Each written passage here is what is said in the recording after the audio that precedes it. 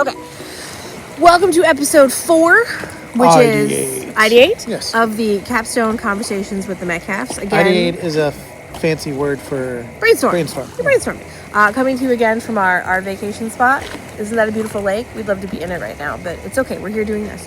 So Ideate's a fancy word for brainstorming. And to me, Ideate brainstorming breaks into two parts.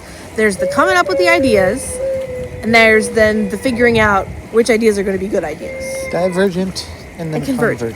So first let's talk about the coming up with the ideas. So this is not in my wheelhouse because if you know me at all, I'm a judger. I like to look at things and figure out why they won't work, but then I try to problem solve and figure out why they can. But that is my first instinct, why something's bad. So this is very hard for me because in this part of brainstorming, there is no bad idea. There is no undoable idea. There is no don't write it down idea. And it's because even crazy ideas could have the kernel of tell something. your story. Tell your story. I did this with a class talking about design thinking, and I like the example of before cars were invented, they need faster horses. Their horses aren't fast. People need ways to make horses faster. Right. But, that's because not I think really they're too the darn problem. slow. But when you're ideating solutions for people getting places faster, what if we strapped explosives to somebody and we set them off and the explosion threw them where they were going, right? Because you say this and people are laughing, and you're probably laughing at me right now. Pause for laughter. Just pause for laughter, sorry. Just, he's hilarious. Okay, resume. If you're still laughing, you can hit pause. Yeah, it's okay. We'll wait. Anyways, this is a crazy idea, but if you think about it, it is the basis of our space program.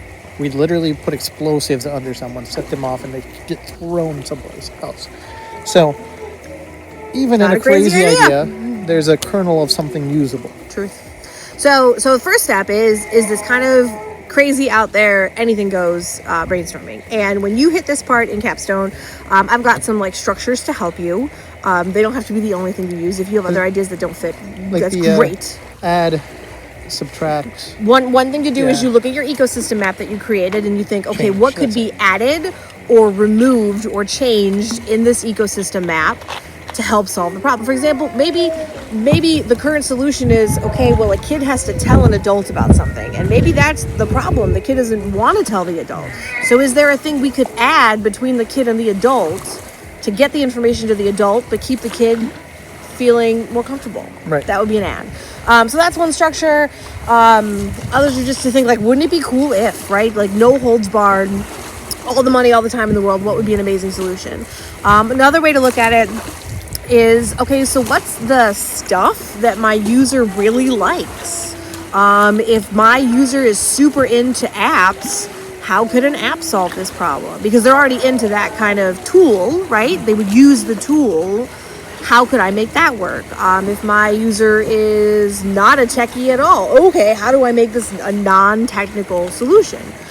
There's also the actual innovating, taking solutions that exist and fixing them. Yes.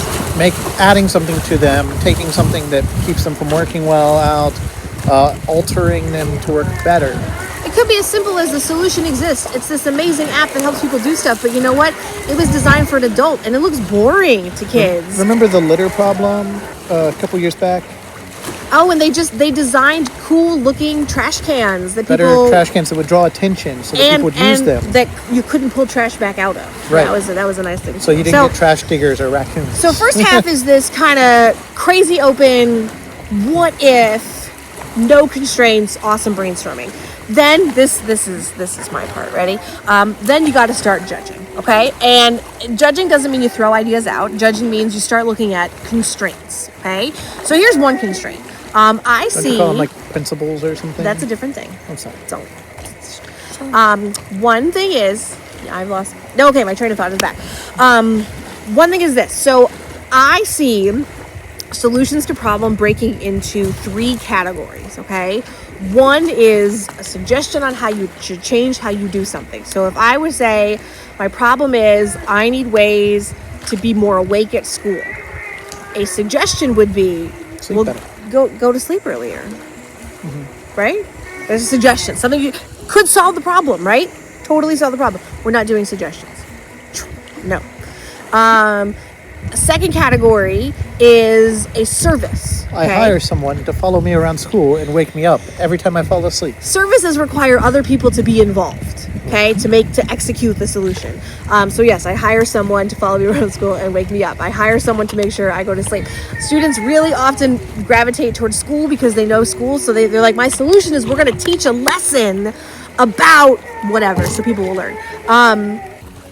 These don't work well because once you remove those people from the system, the solution stops. So we're not doing services. No, cross them off. The third is a product. And a product is a standalone thing, physical or digital, that once you have created it and handed it to the user, you step out of the equation and they can continue using it. So apps are products, physical tools, physical things you've created. Echo skills, those are really fun. Amazon Echo skills. These are all different types of tools, and there's a whole list in the website. So product, that's going to be one of your first constraints. Your solution has to be a product. So one thing you look at is, okay, well, of my ideas, which ones are products, which ones are not? Are the ones that are not, is there any way I could turn them into a product? That is totally fine, okay? The other thing you look at is your design principles, which are the things that's what he was saying, which are the things that you created in your interpret step that tell me what the solution should be like to make it tailored to your user.